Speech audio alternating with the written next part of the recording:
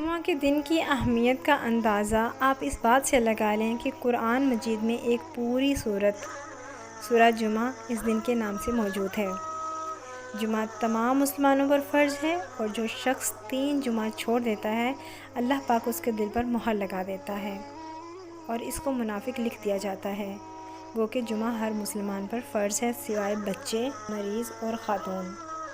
حدیث میں آتا ہے ترجمہ: حضرت عبداللہ بن عمر اور حضرت ابو ہریرہ رضی اللہ تعالیٰ عنہ دونوں راوی ہیں کہ ہم نے رسول اللہ صلی اللہ علیہ وسلم کو اپنے ممبر کی لکڑی پر، یعنی اس کی سیڑھیوں پر، یہ فرماتے سنا کہ جو لوگ نماز جمعہ کو چھوڑتے ہیں اس سے باز رہیں، ورنہ اللہ تعالیٰ ان کے دلوں پر مہر لگا دے گا اور وہ غافلوں میں شمار ہونے لگیں گے۔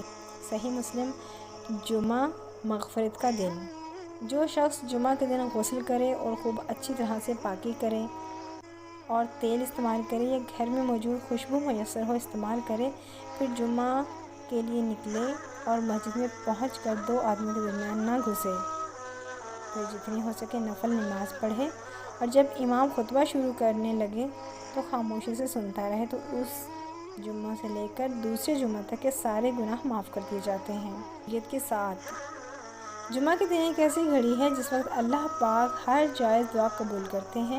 حضرت ابو ہریرہ رضی اللہ تعالیٰ عنہ راوی ہیں کہ رسول اللہ صلی اللہ علیہ وآلہ وسلم نے فرمایا، جو ایک ایسی ساعت آتی ہے جسے اگر کوئی بندہ مومن پائے اور اس میں اللہ تعالیٰ سے بھلائی کا سوال کرے تو اللہ اس کو وہ بھلائی عطا کر دیتا ہے، یعنی اس ساعت میں مانگی جانے والی دعا ضرور قبول ہوتی ہے۔